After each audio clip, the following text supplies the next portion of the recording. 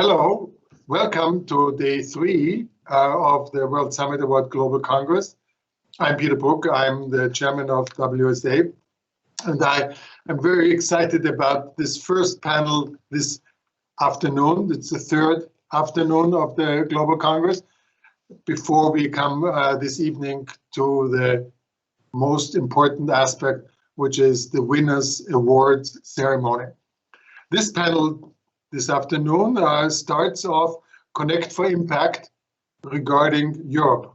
Many of you might have joined our previous panels on Connect for Impact in Asia, in Africa, in other parts of the world. And now we are focusing on Europe, and we have a very specific kind of view of Europe, because context is everything, not just for content, but also for the delivery of digital innovation.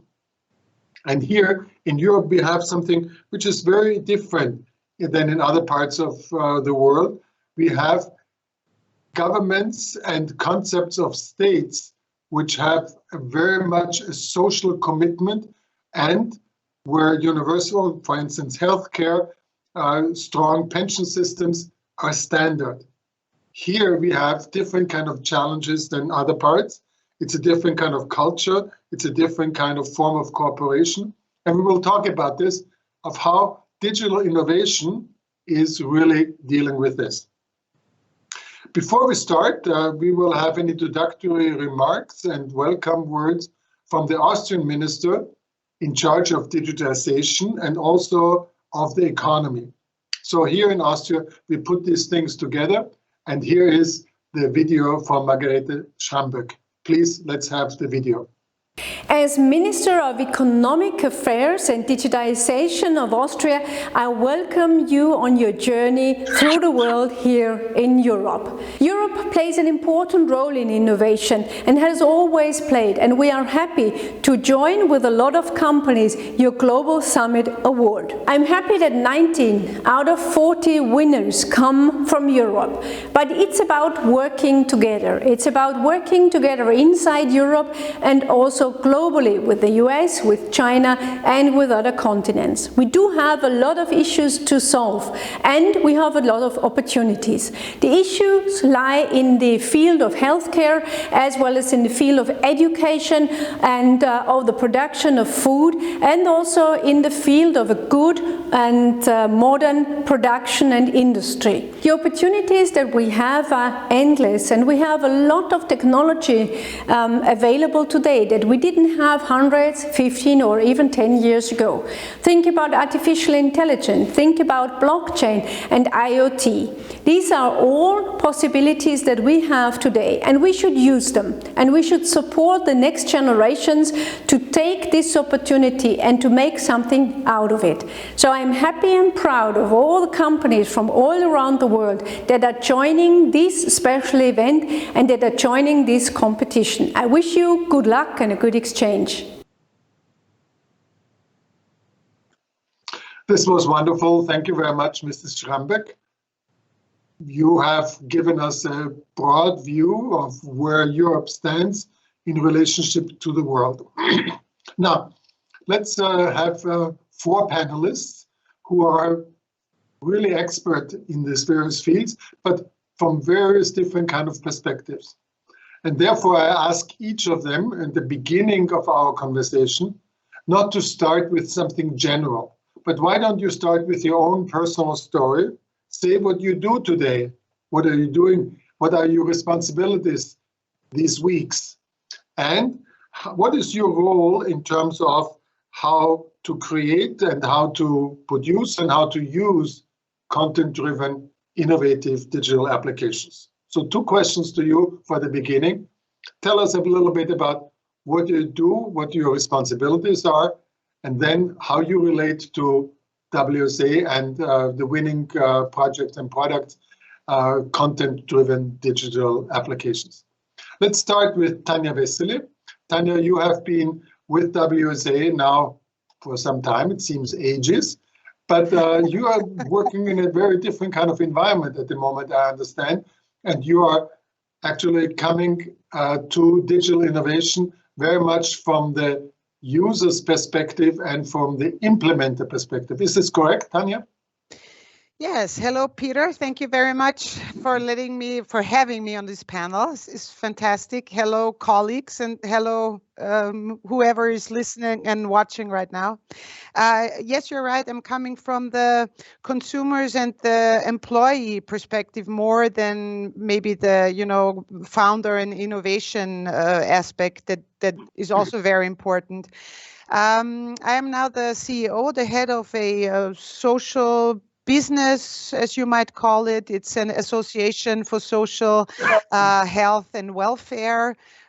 We work with 1,500 employees in different fields, from home nursing to homeless care, refugee care, daycare for kids, and also labor market integration programs.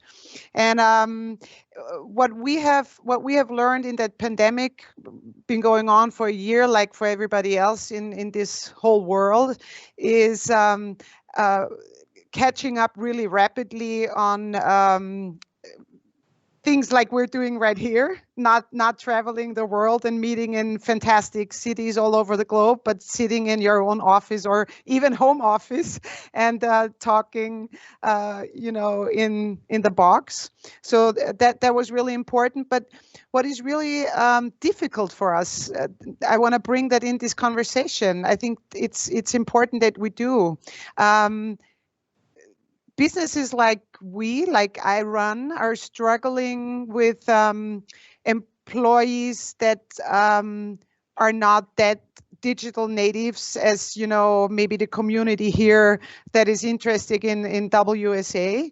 So there's a lot of training effort, handling effort, how to use all the hardware, the software. We have a lot of elderly care. What we're facing there is also, not being so fond of digitalization, using all this kind of technical stuff. I'm telling you what people tell us, using all this technical stuff. They don't really see it as an improvement. They would like to have their nurse half an hour longer and not 15 minutes because she can do it in 15 minutes due to digitalization. And lots of training effort. Nobody really paying the training effort for employees that have to be updated with digital issues. So what I can see now, being really interested in fond of WSA innovation, public innovation, private innovation, impact in digitalization. I really believe in it, but I can tell you, running a big company with lots and lots of employees, bringing it down to them, making them understand how important it is, and not having to cut down on time that they serve their clients due to digitalization, that is tricky. So I'm really interested what you can tell me or how we can make an impact here, really bring it to the people that are no digital natives, that do their work, that like their work, but wonder, how is this going to serve me? Thank you very much, Tanja. This is really great. One of the things which is unique here is that since you are, through WSA, globally connected, we can look at things for ambient assisted living from Canada or from Cambodia. And we can possibly, put this focus into a very particular kind of perspective. So that's something which I want to pick up later on in our conversation. But thank you for sharing this with us, because what you are telling us is very much there is digital fatigue.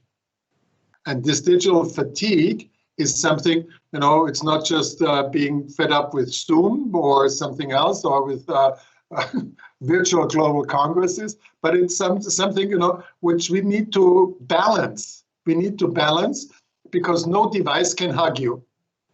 At least when it hugs you, you don't feel it the same way.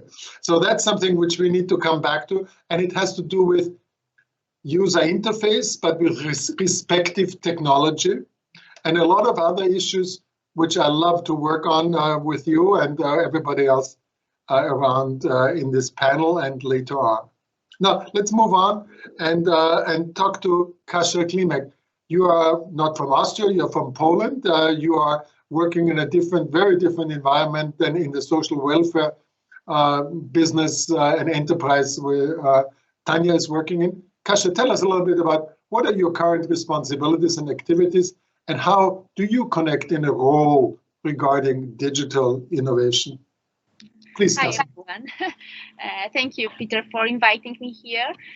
I'm from Poland, as you said, and for the last few years I was involved in a MOS Foundation. So it is an organization who helps entrepreneurs in digital world. We help entrepreneurs to do first steps to build the basic things which they need. But right now I go for the oversight, so I start my own startup in digital world, and my interest is in silver generation. It is connected with the pandemic times because seniors stay at home lonely with no way to join their families, with no way to go to the doctor or shop or anywhere, and they don't move. So we started to do a platform for activities, for trainings, for exercises for seniors, and for meetings when we are drinking tea and talking. And this is something what I'm involved in right now, but also I'm also run a lot of small businesses, and this is like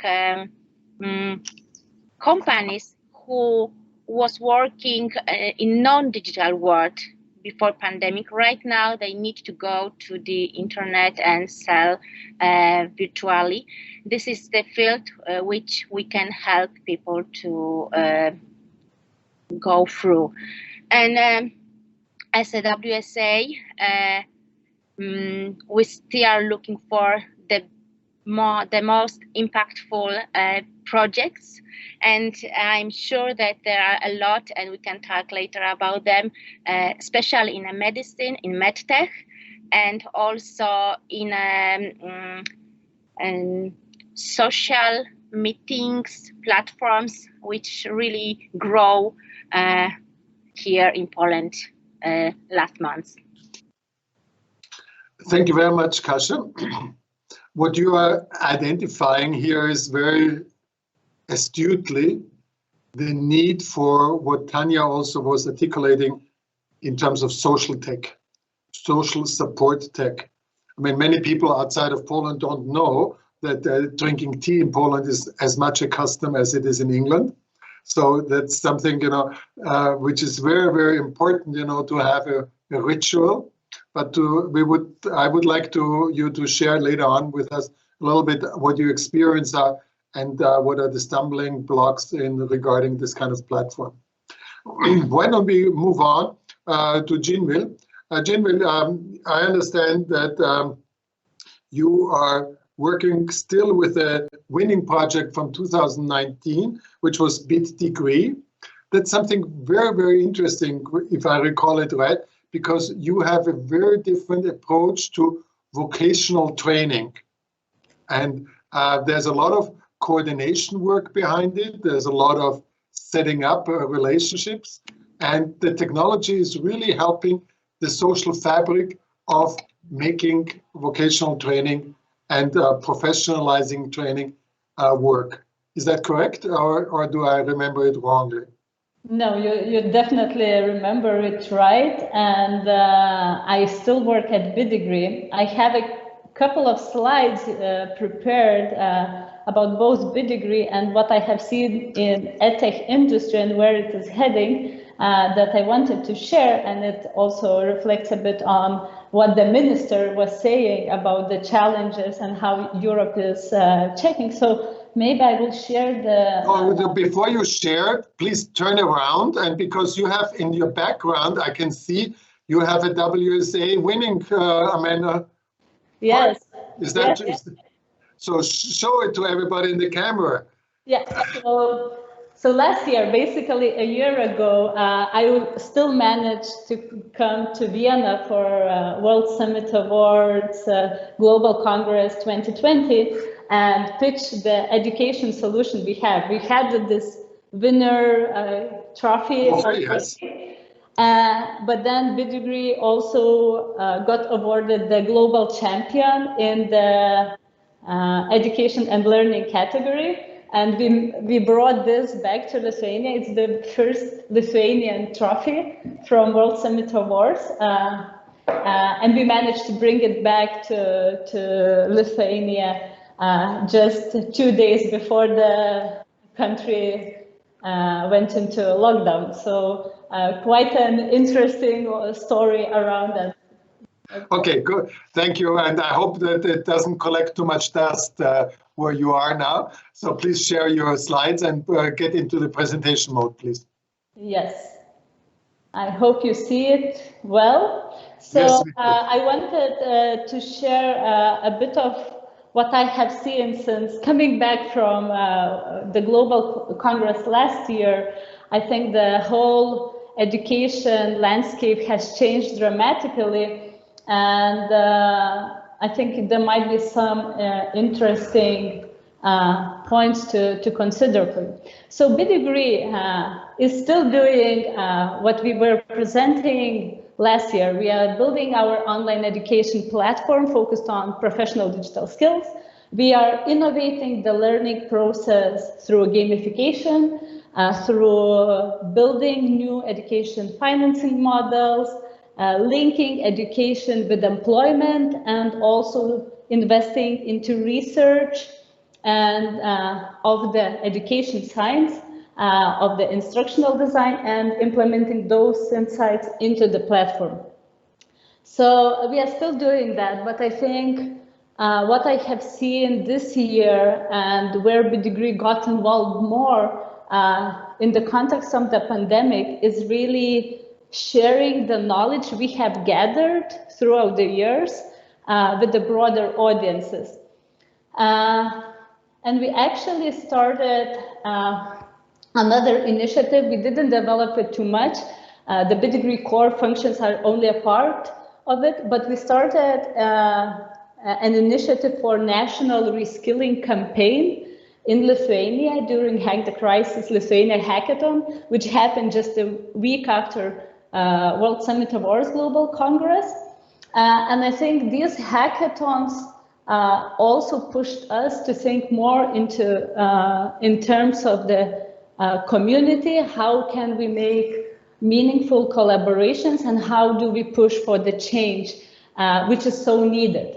The whole hackathon, this movement, which also had huge events like Global Hack or EU versus Virus, reaching around 30,000 participants, I think gave the impulse for community to be engaged and to be engaged in solving the social problems we are facing.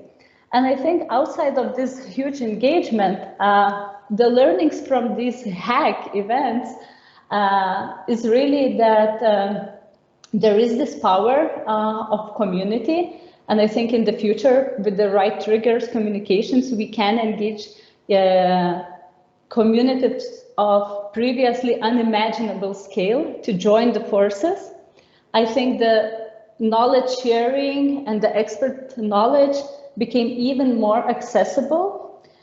But what those hacks did to education, it finally put education innovation at the forefront. And I think the problems in education, even in Europe, which is, considered advanced, are so obvious. And the lack of innovation in education cannot be ignored any further. And I think in all those hackathons, education became one of the top 3 topics, in addition to healthcare and the medcare that were considered. And also the countries, communities, policymakers finally changed their thinking about education innovation, and they started to realize that individual efforts wouldn't make the change that is needed that fast. And out of this, I think during the past year, we have seen this not only as a change in thinking, but actually it transferred to something more actionable, again, on multiple levels.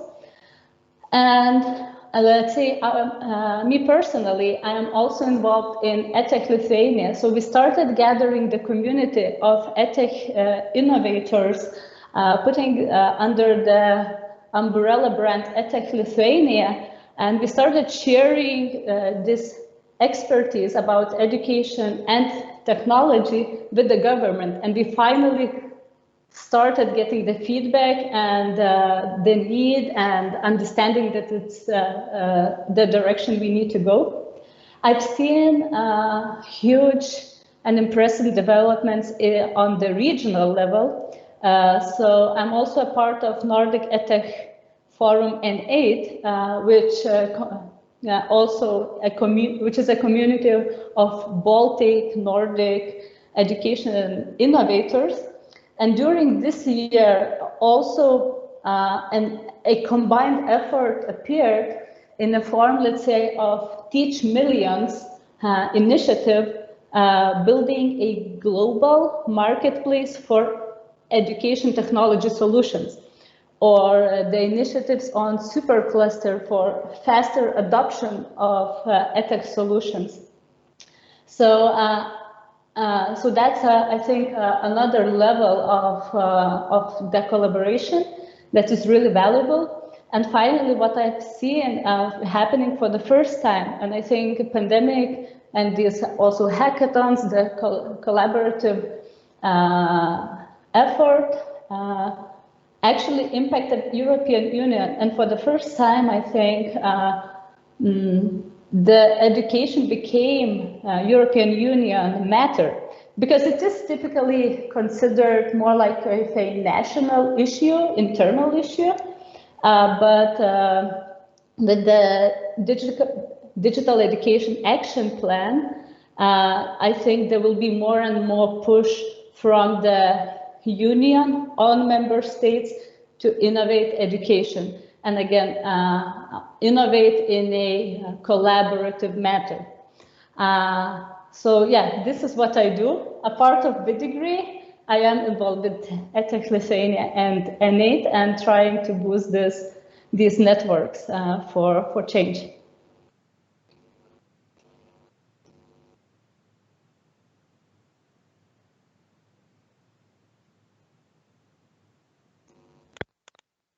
Peter, you are muted.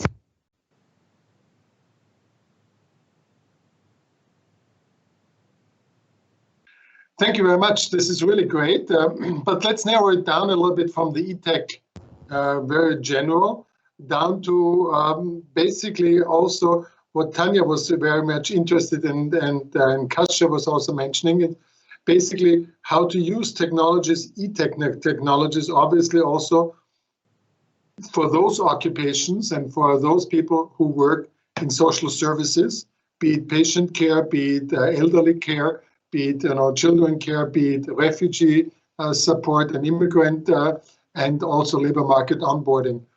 One of the things which I like very much about what you did with BitDegree was that you were tailoring educational efforts to employer needs.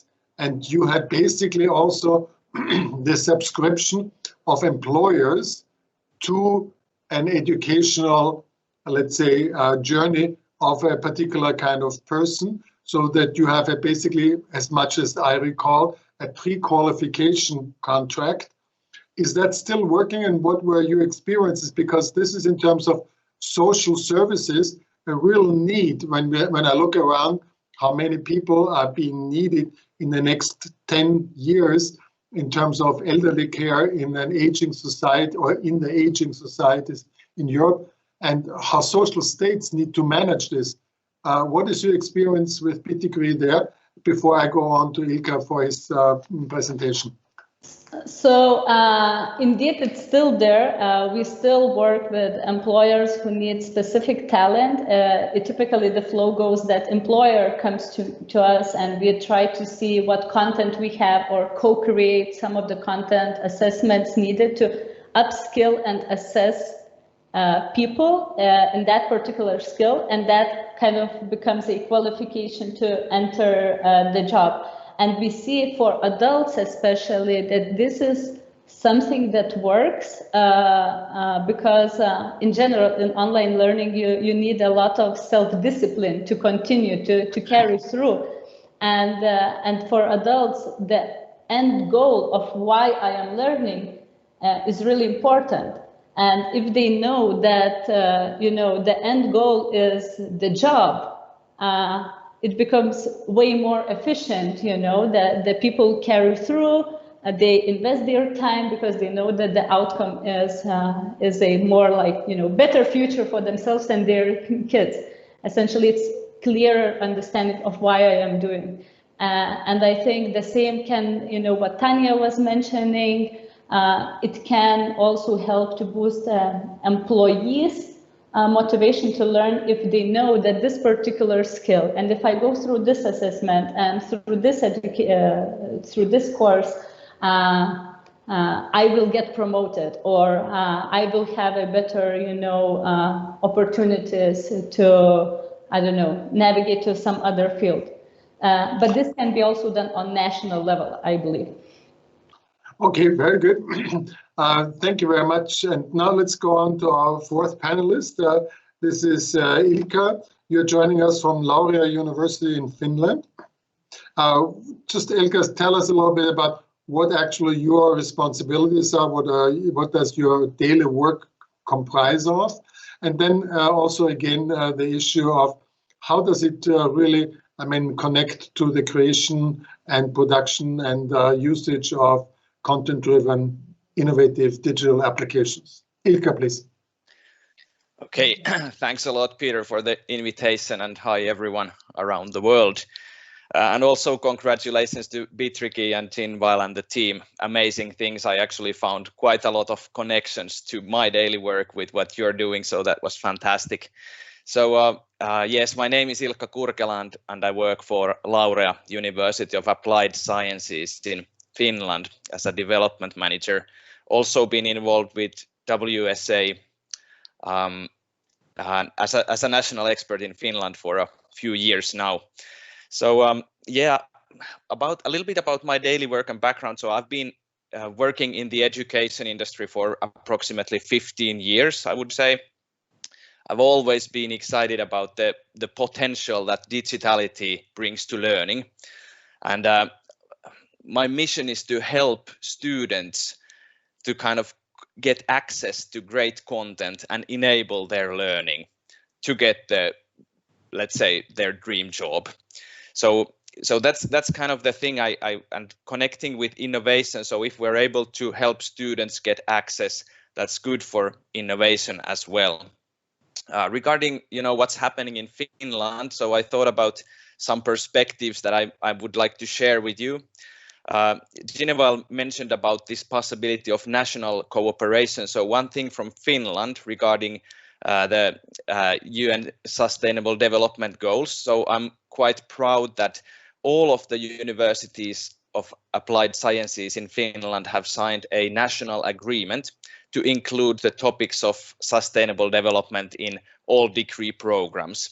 So I think this is a huge step towards, being able to help students to become experts who are maybe able to promote sustainable development in industry and business and society. So that's one thing, like a national agreement to take the topics of UN SDGs involved in education. Also, the second thing I'd like to mention and focus on is today we're here to connect. So I also believe that we must cooperate with universities on a bigger scale. This was also discussed earlier by some of the panel members, but this is something we closely work towards, is to cooperate with various universities. Let's co-create courses for students where students from multiple universities can take part in.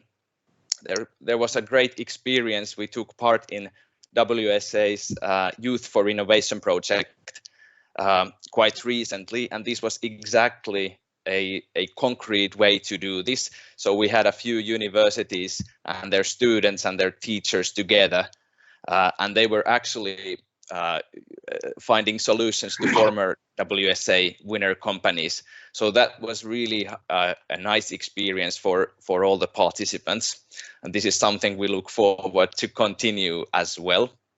My final point, third point, also connects what also was discussed earlier. The work-life collaboration is the key.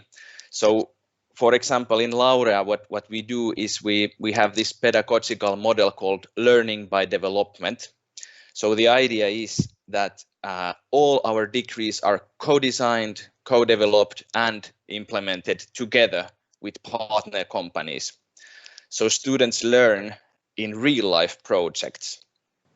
And I find it really important that during their studies, students get the network, they get the real challenges, and actually get to practice future work-life skills.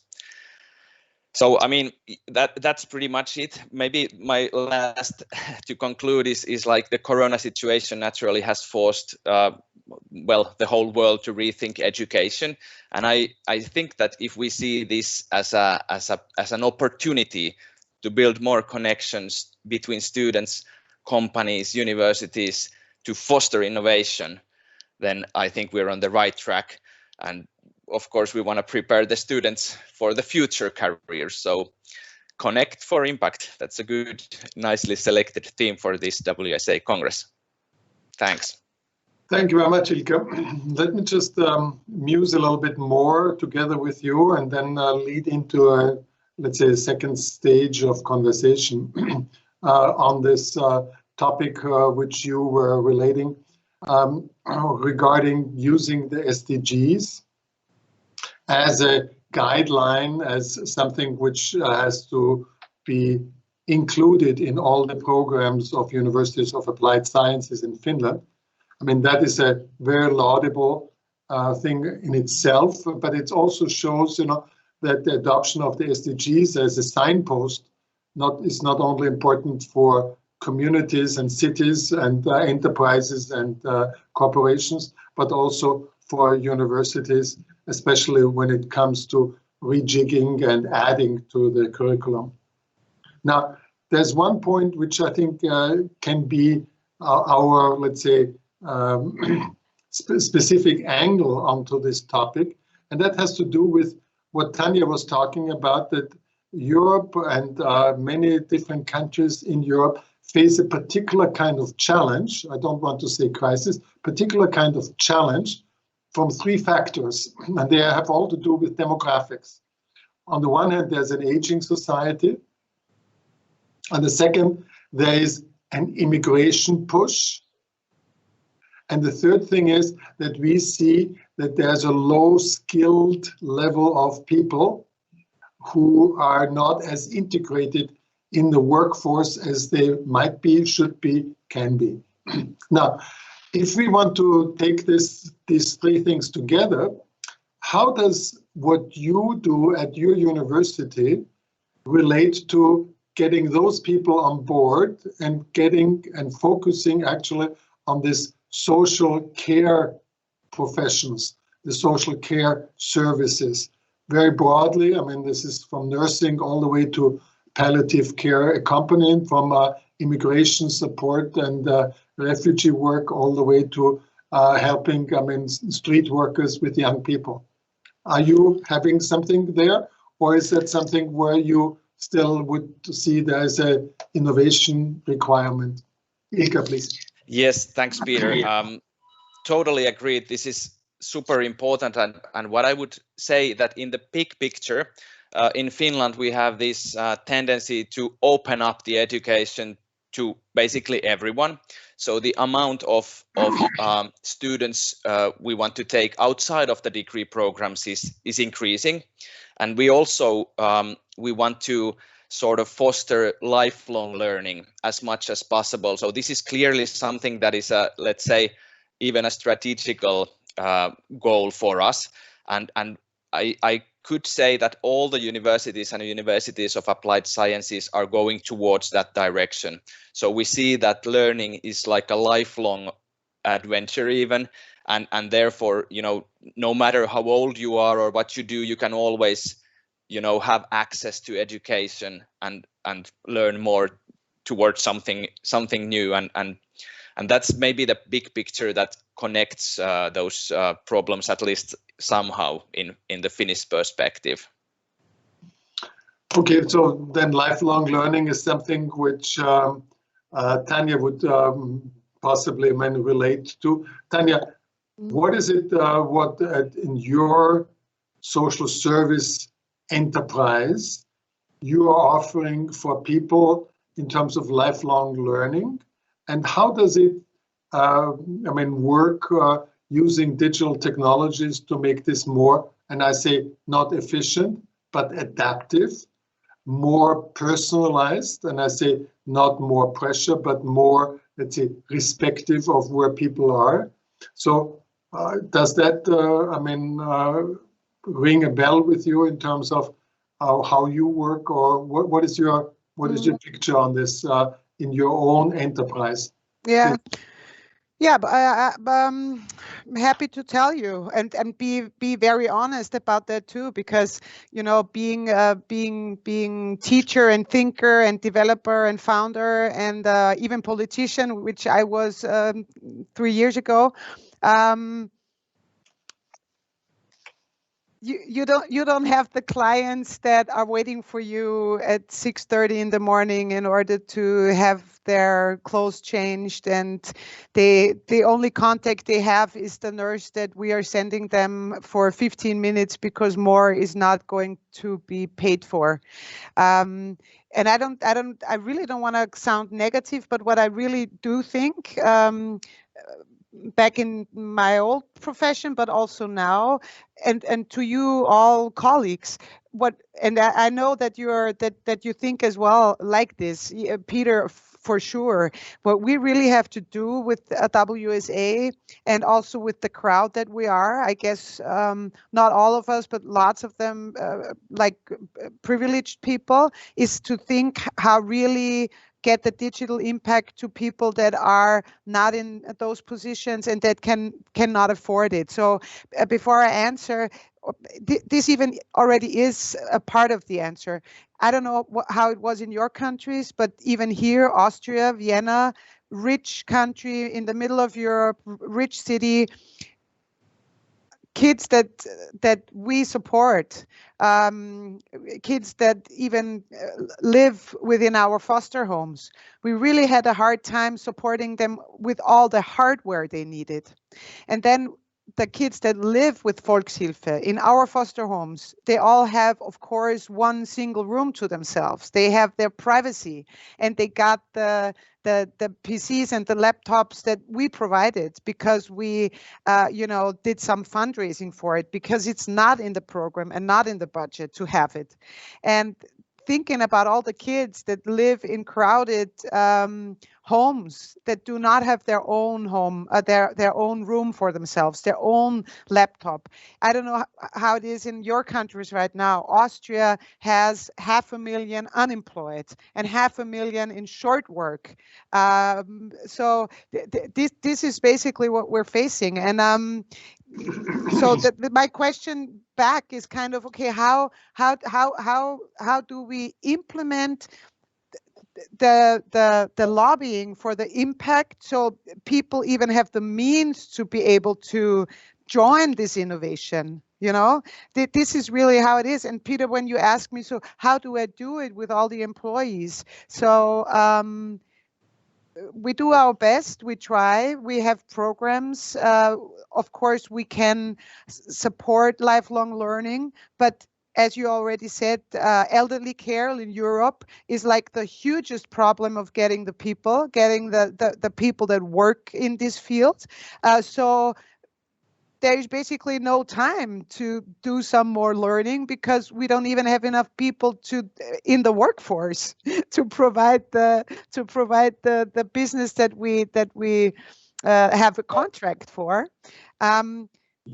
So I'm really not trying to be like the showstopper or the fun stopper, because I know, you know, what Ilkka said, what you all brought in, this is going to support and is already supporting the people and is going to support the future.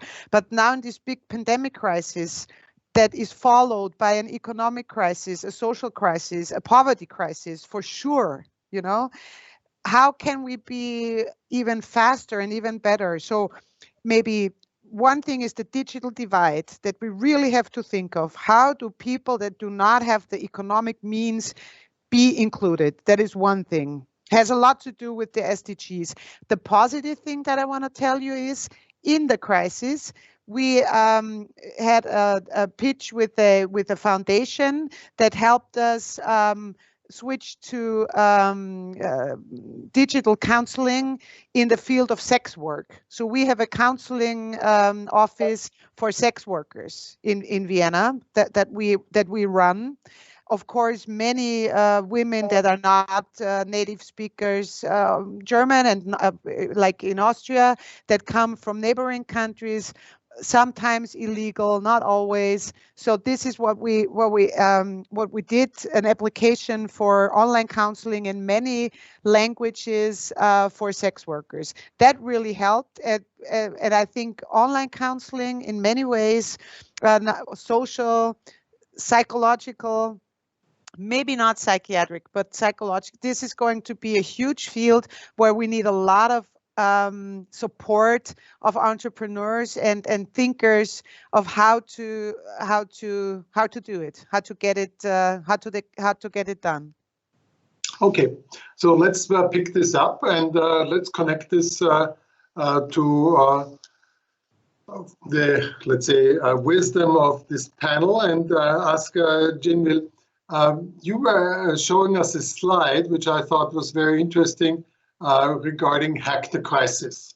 And I understand that you did this not just in one place, but the slide showed that you did it in 3 of the Baltic countries and with an increasing success. WSA has, and the ICNM has done and invented something called social hackathons.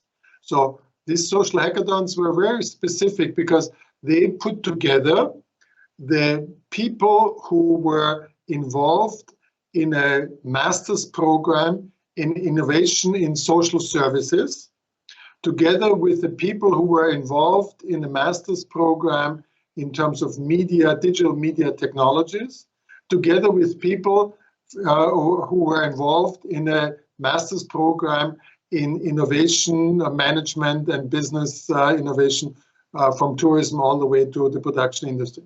And what was interesting was this mix of 3 different kind of groups in this social hackathon. And we had partners of a regional newspaper and so on. So that was quite interesting. How did you set up in your hackathon, Hack the Crisis things? And in which way would what you have as an experience speak to the issues which Tanja was suggesting? And would you think that in terms of this overall issue of dealing with an aging society and demographics, which has many different kind of aspects, hackathons would be actually something which would be interesting. We could say, okay, that this might be something concretely as an impact of our conversation to explore this even further. Ginvile, please. So I totally believe that hackathons could help in solving these issues. And what I'm hearing from you, Peter, about the World Summit Awards organized social is also a great initiative. I didn't organize those hackathons personally, but I wanted to stress how powerful the community is, and what we actually need is how we broadcast these good solutions. I think what we need is really community-driven and also policymakers-driven networks that take the solutions, created and bring it to the country needed. And I think what is happening also, why I'm so happy about European Union taking the education area, is that I think all these innovations will become more and more accessible because they will be adopted by different countries way faster. So hackathons is a great tool to create those solutions, to tackle the challenges. And then I think we need networks just to apply those solutions in different countries. And from those hackathons, I actually have seen there is one application, Mindletic, from Lithuania that was created during the Hack the Crisis Lithuania, and it got really huge global attention on mental health and application that helps, support, this Corona crisis kind of effects on mental health. So I think we are more like hackathons is a tool, networks is how we implement those, I think. Very good. Kasia, in Poland, do you have any kind of overview of if people have done already social hackathons? Does that concept ring a bell? Do you see some kind of need to do this? Is that something which, in terms of our evolving culture of innovation, might be a good way of introducing through WSA? Yes, I have to agree with Ginvile that it's really important. My project was born on hackathon. It was April last year when my colleague told me, Kasia, I have a problem. We have foundation, 800 elderly people, and I don't know what we should do with them. Okay, I'm from the business side. A lot of my colleagues are involved in the innovation area, and they told me, hey, we are doing hackathon, just join us. And I took my colleague to go there and find other people, find informatics, programmers, business thinkers, and some specialists, and also partners who help her to establish a company, new company, who is helping right now her foundation to run projects for her community. So I think the hackathons are the best solution when we have problems which need the immediate solution for them. So it's only a few days and you have a lot of knowledge, a lot of impact, and a lot of people who want to involve how to solve the problem. So it's really great. Okay, so then maybe we can come back to this with Tanja and propose, Tanja, possibly two things. One is to have a social hackathon around this, and maybe we can talk with Pia and with Matthias about this, of how to set this up. And the other thing is we are now, parallel to us, there's another session of the World Summit Award Global Congress now, that's the UMDASH Research Prize. So we might want to see, not just from hackathon, but also from existing technologies, something that we say we'll have a social tech innovation prize to see how we can get people to pitch their existing ideas also within the WSA network, so that we can basically have an up-to-date set of solutions on the various different kind of aspects of dealing with this kind of issues which we were talking about. Can I just come back to Ilkka? Do you have experiences in Finland in terms of social hackathons, and does that lead to a good way of also implementing SDG agendas within the, let's say, digital tech and developers community? Yes, Peter. I was just thinking when I heard about these other concrete actions about hackathons, so it came to my mind that as we speak, there is a hackathon regarding the future of education in Finland, which I'm actually quite interested in.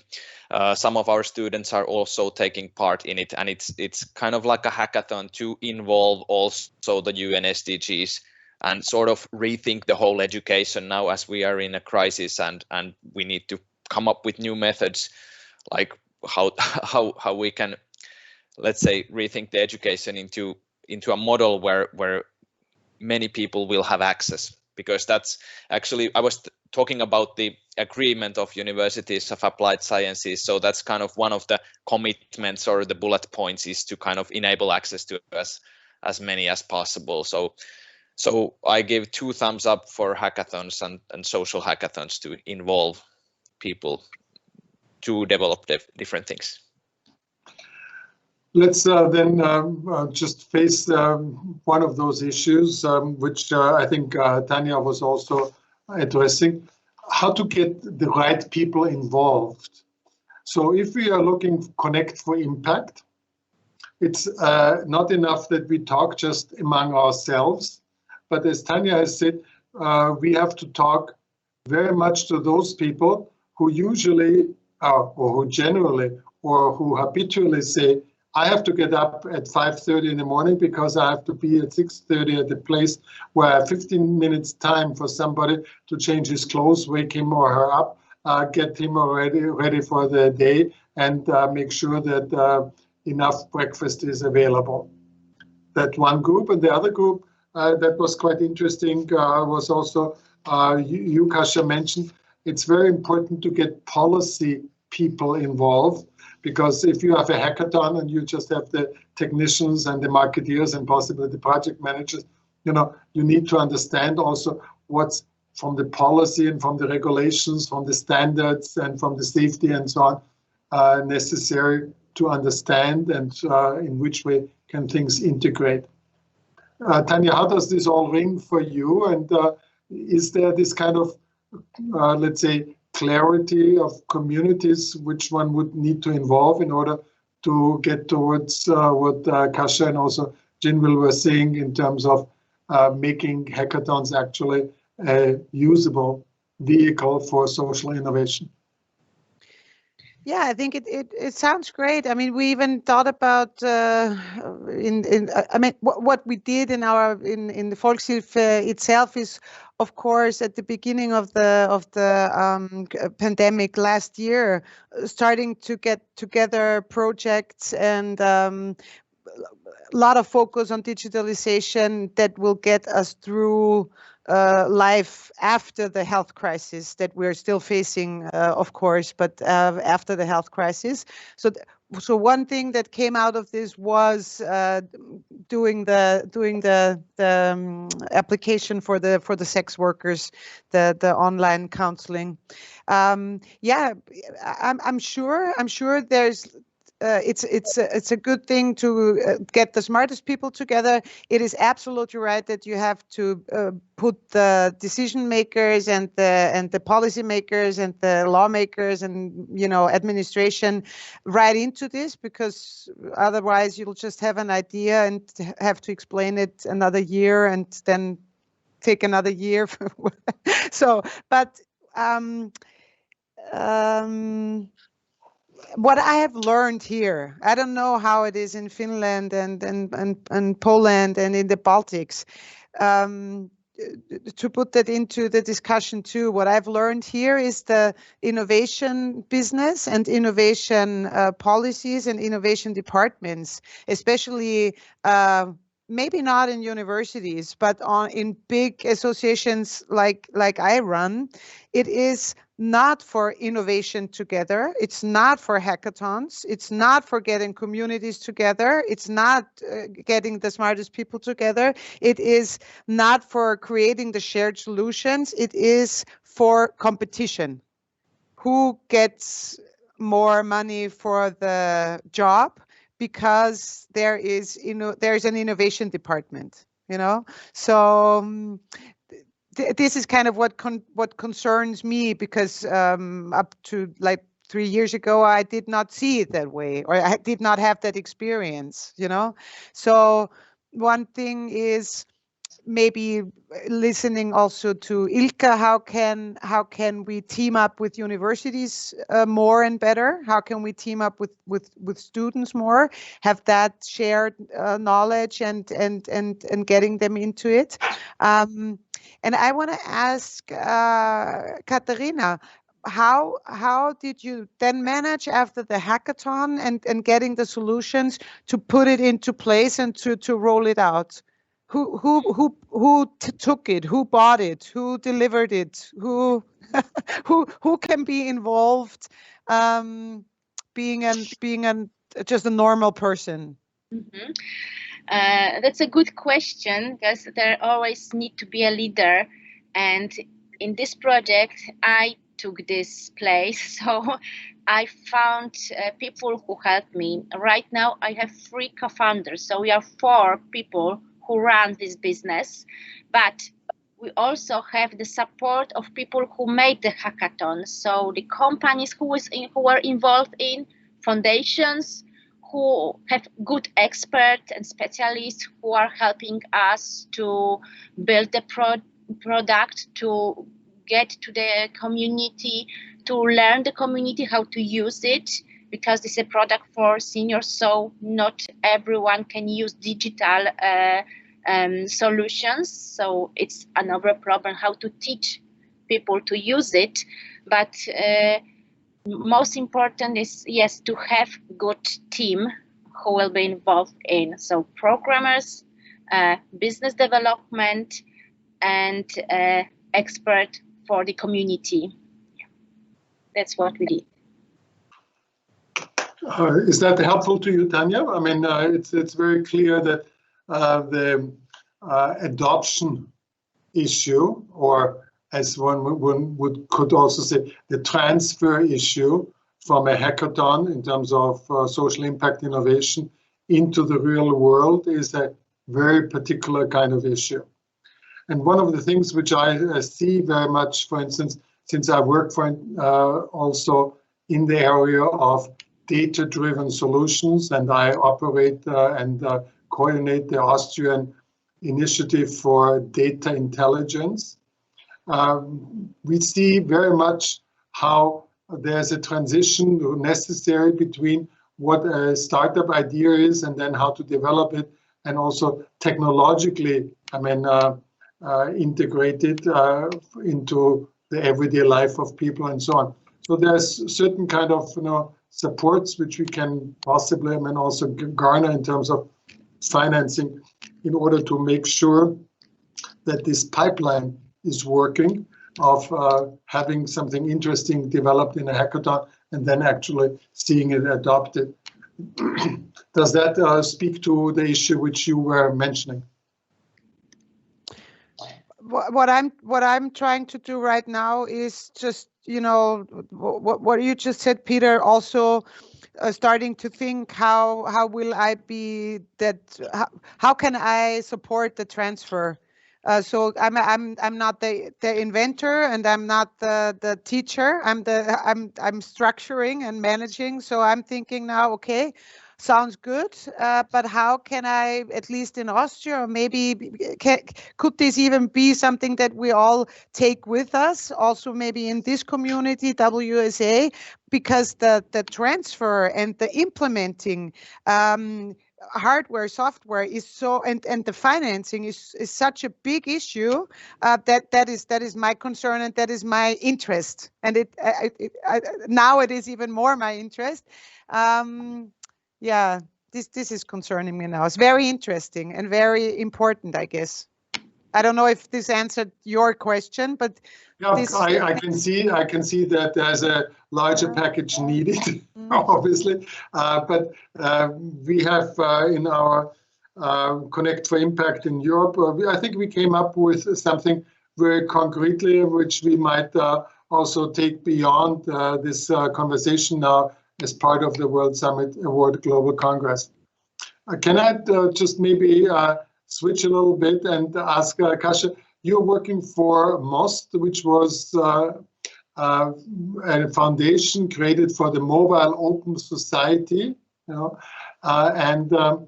just tell us a little bit more about what you are doing and how this possibly can relate to what you have heard from the other people on the panel and where you see the World Summit Award going. Kasia, please. All right. Yes, MOST Foundation is already 17 years on the market, and for 17 years is involved in digital innovation in Poland. I think that there are hundreds of businesses which we help these years, and most of them we connect with WSA when we want to spread the idea abroad. Yes, and what's most important, what we are doing, so it's taking the issue, taking the problem from the business side, because when you want to do an impact, there always is need of money, and there is not always money which can, when the founders not always have the money to run the business. So MOST Foundation helps people to put the business in a correct way. So from the ideation, from the business model, to going to the market, testing and talking with customers. These are things which every impact business should do, and we don't have to afraid to talk about money and to finding money for these businesses, because these are the most important businesses in the world, and we should join them and we should support them. So if you are in Poland and you are looking for help, so come to MOST Foundation and we will do it with you. That's in a short word. Thank you very much, because this is something which where I wanted to get at is basically also the issue which Tanja raises, how to get the resources in order to sustain something which is a result of a particular kind of hackathon. Ginvile, can you tell us how you did it and for yourself, for your company BitDegree, and then also for those people who were involved in the hackathons you were talking about before? Please. Yeah, so that's a tricky, financing is always a trick, and how you penetrate the market. And I think part of the social impact, businesses also needs to deal with the governments, and because these are, the people who care or have the funds for education. So I think part of for this is solving the private-public partnerships, different ways of collaboration, and that's, I think, where the biggest problem is at the moment for this impact to happen, because I think many just don't know the forms of how to collaborate. As for BitDegree, we are quite a well-funded startup. We do have B2C operations, we do have B2B operations. Being involved with research, we also have a bit of European funding. So I think for education startup there are ways. I think the least financially rewarding is B2C maybe segment, and that's why I think in general most funding and many startups, the most successful startups are more in education, are more in B2B sector. But I think we need just new forms of B2G partnerships, and finding how governments can also contribute to businesses, and how they accept smaller solutions, how they put it all together, and how they enhance the whole development of social innovation. I think that's very important what you say, because this B2G managing is something which is quite an issue. And that's something, which is really, especially, something where we in Europe are not as agile as, for instance, people in Brazil, because I recall that when WSA was in Brazil, we were part of the wave getting people to start actually hackathons in GovTech, So, but there the issue which we are talking about is basically social tech, or social welfare tech.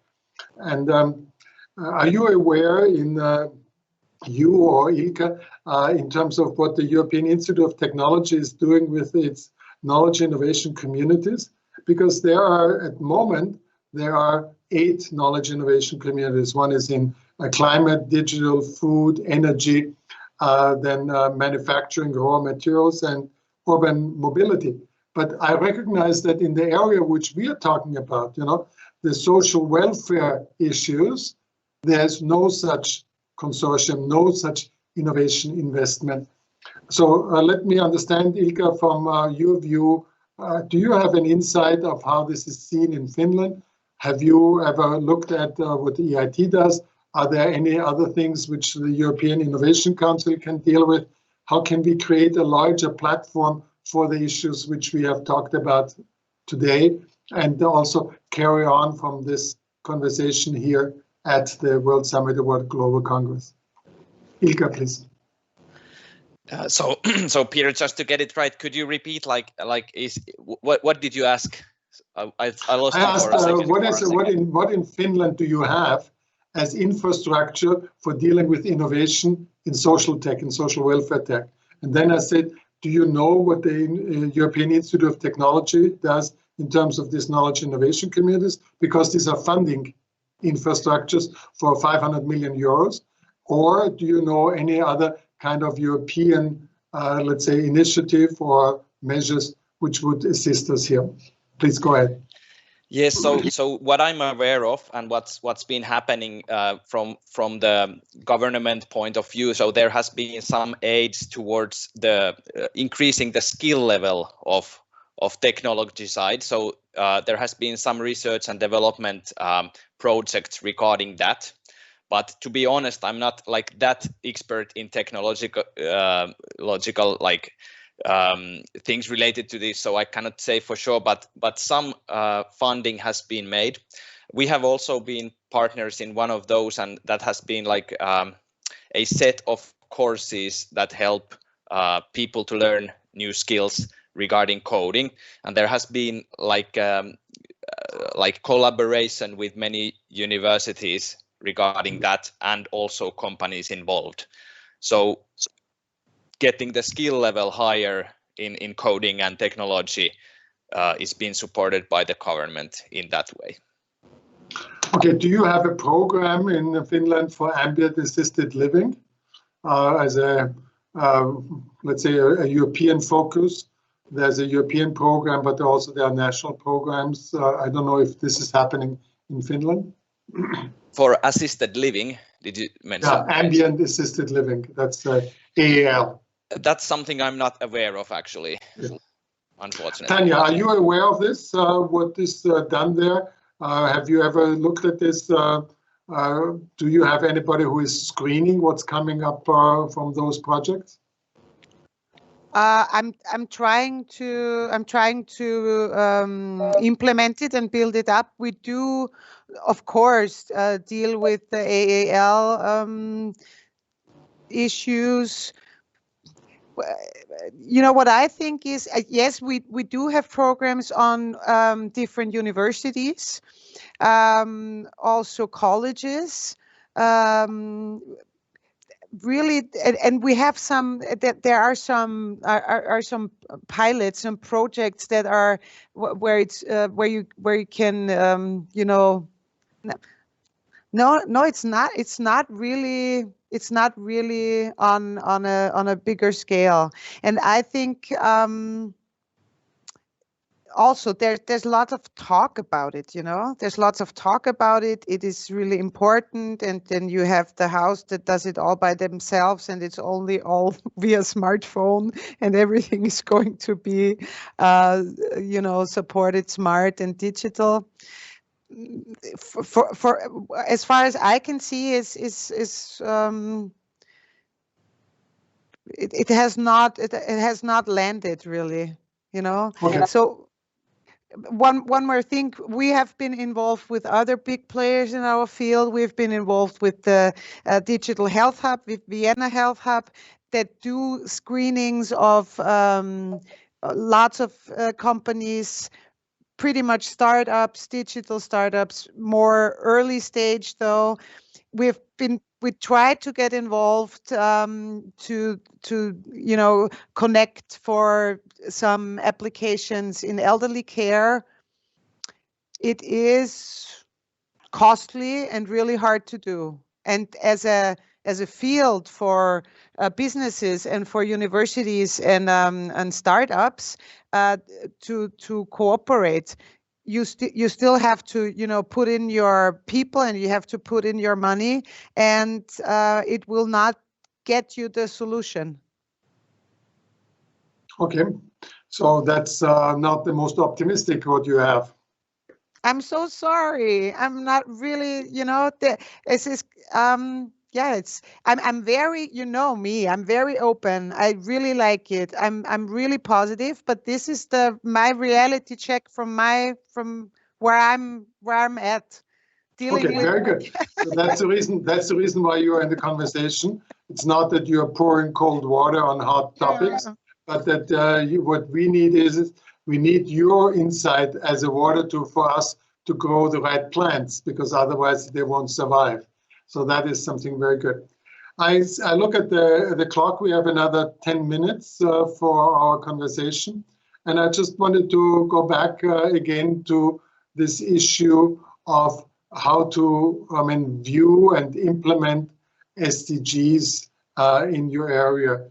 Let me ask you then on a very blanket way, in which way do the SDGs play a role in your concrete work? I mean, Ilkka, you were kind enough to tell us that there is a memorandum signed in terms of implementation of SDGs in all of the curriculum. Does it really filter down? And what is the concrete, let's say, actions which are taking place? And then I move from there to Kasia, Ginvile, and then finally to Tanja. And then we close this conversation, if you don't mind. Please, Ilkka, you start. Thanks, Peter. Yes, it's a great question. So what we did actually last spring already, so we started to map our degrees in a way that we invited our teachers and students and business representatives into workshops where we mapped all the courses we have and really tried to find out what would be the key sustainable development goal that relates to that topic.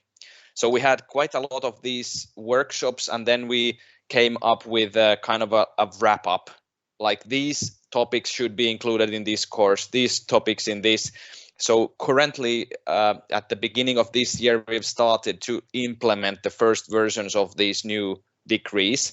And so far, the feedback has been good. But I must say that there is a huge amount of communication to the teachers as well, so that they are actually competent and aware, and so that it actually filters down to the students. But so far, I'm very happy with what we've started, but there's a lot of work to be done. That's very good. What we need possibly to do is to break it a little bit more down in terms of those areas. I mean, what we have done from the WSA is we try to link each category to a particular kind of goal. And as you know, the 17 goals each of them has between 5 and 8 or even more sub-goals. So we are having a real big bouquet. And I think one of the things which I might want to consider as an insight is, pick the sub-goals and then let's see how we can work on this. But that's something which we might follow up later on. Kasia, how about you in terms of this kind of question regarding the SDGs and what you concretely do on this, please? We did a really big step in Mass Foundation last year in the SDGs, because we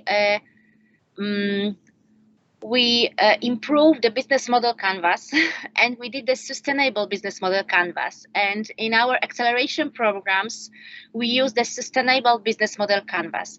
Every startup who came to us need to find something in their solution which support any of the SDGs. As you told Peter, there are not only 70 SDGs, but they are also the small things inside in it. So you have plenty, almost 100 of them, which your business can support. And right now, every startup who came to the MOS Foundation is looking for how their main core business can support the SDGs. So I think it's a really big issue and big step which we did last year. And it is the second acceleration program we ran with this sustainable business model canvas. So that's really great. That gives me the idea that we should maybe use this and offer this through the WSA website, through the membership area for other people to download if they care to, and that they link then up to you and to your knowledge in terms of this sustainable business canvas. Can we just have this from you, and maybe Pia can follow up on this, to include this in the resources which WSA makes available to the global network? Would that be good? Yes, of course, and I will connect you with Barbara and Joanna. They are two people in our foundation who are thinkers, and they did it. Yeah. And you know what? If you talk to them, then we will talk to Manuela and also Nora and everybody else, how to create what you were saying before, how we can make this also an innovation community. So people who use it then feed back their ideas and the kind of experience they have, so that this can be actually a living document, an evolving document, because some of these canvases, they become very stale if it doesn't adapt easily, and people think this is, let's say, the Bible to use, and then you will be rescued and end up in business heaven. And it's hardly the case. Ginvile, what about your thoughts on this? So I think SDG, and especially SDG number 4, quality education, is in itself our work as a education technology solution. You know, it's all about making education more affordable via technology, making sure that technology delivers the results that are expected typically only in offline. So of course, there is still a lot of work to do on how to make it, learning results comparable or better than offline, But then through the technology, we can make it, it's way easier to scale. It can be made available globally. It can be made available for vocational training. It can be for primary, preschool, whatever. So I think it's all about, our work is all about education, quality education, and making it more affordable. And also pushing, I believe, with all these more governmental initiatives and work with the government is also pushing the technological advancement in education field. And I believe everyone face the same. Even we are developed in the developed countries, we still face the same issues of lack of hardware, content being either scattered or not relevant, lack of content, etc., etc. So, but this should fundamentally change. The thinking should change. One statistics is that out of all spending on education, only 2% is spent on digital solutions, which is the least digitalized sector out of all. The less is only in construction, which is crazy, because if we have these solutions and education through the technology, I think that we can make this huge step in reaching the SDG for quality education for all. Thank you very much for sharing this. I think this is a very important insight.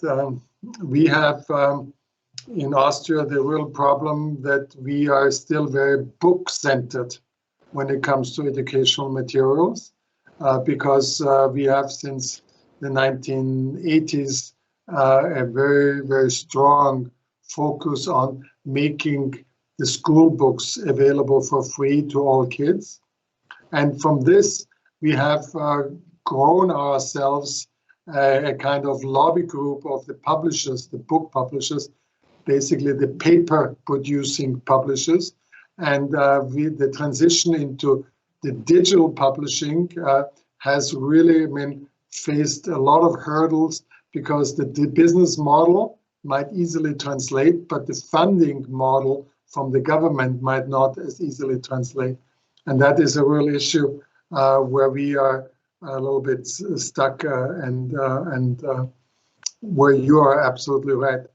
Kasia, do you have a final thought on SDGs still? Well, we live in such a world when SDGs should be our priority. So let's do business with the SDGs connection. So this is the final quote.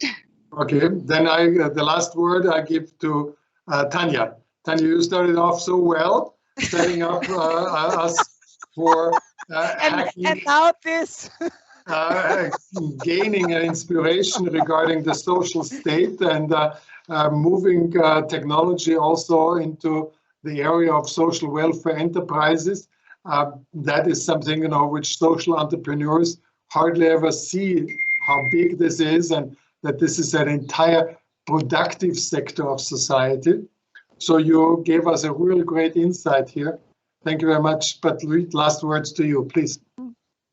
Yeah, I'm gonna follow this, Peter. This is really interesting. It's really inspiring, really interesting. Thank you so much. And Kasia said it. SDGs. They're just fantastic. They're just a really great global tool set, and everybody sees them, understands them. It's hard to get it trickle down and get everybody involved, but it's absolutely worth it. We are trying to integrate it in our concepts, in our work, in our reports that we write, and see what are the things that we do, and to what SDG do they relate really. So yeah, it's just a really good global perfect tool set that we also try to integrate and have people work with it, really, like not just have it. It's also nice to look at, really, which makes it even better. Thank you. Okay, then let me conclude this very interesting panel. Thank you very much for everybody to join this panel on Connect for Impact. We have had regions as part of our program of the World Summit Award Global Congress. On day 3, we were dealing with Europe. On the day 1, we were dealing with the Arab countries and Africa and Asia and Oceania. So that is something which is really, a wonderful way of getting different perspectives on content-driven digital innovation.